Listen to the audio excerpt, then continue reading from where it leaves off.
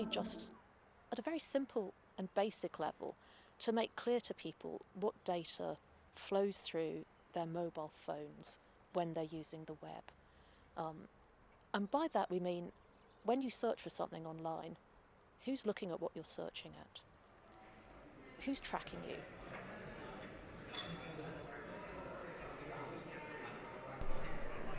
I've been working in this project for the last 2 years with, there's a team of 7 people working on it. There's visualization designer, sound artist, a software developer, and 3 academics, and amongst other people that have been helping us over the last while.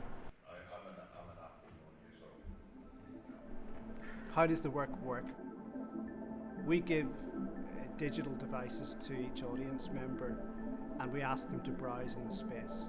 And while they're browsing, what happens is that the artwork's back end intercepts all of the data conversations that are happening around this browsing.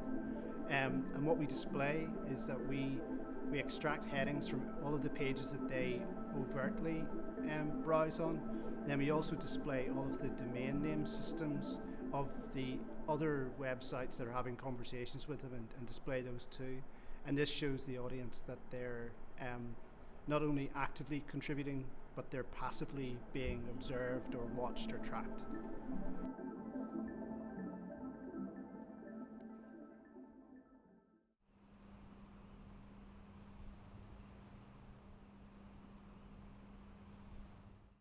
We're here in the white box space, and as the name suggests, it's a white box. So we're planning to make an immersive visualization using 4 projectors, which is on all 4 walls. And today we're projecting onto 2 walls just to see how that works, and then we'll test on 4 next week.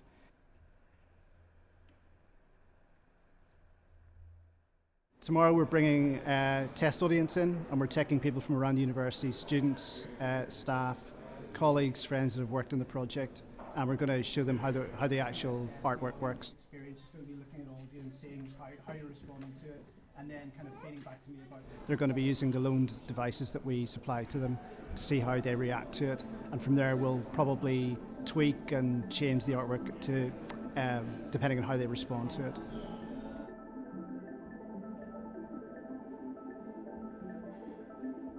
You're just browsing with your smartphone, and it's catching like the data that goes through and just throws it up on the wall, like in a typographic way.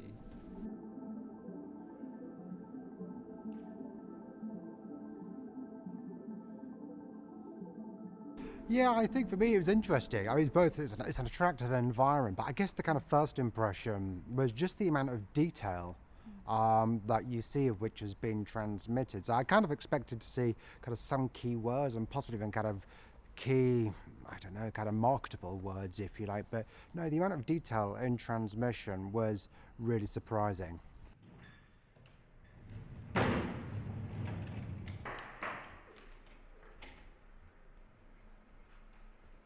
The work's finished. We're in the white box now. We're 2 days away from opening. It's Wednesday, we're opening on Friday. Carwin's in the corner, just tweaking the back end stuff. The projectors are installed, and we'll be ready by lunchtime today.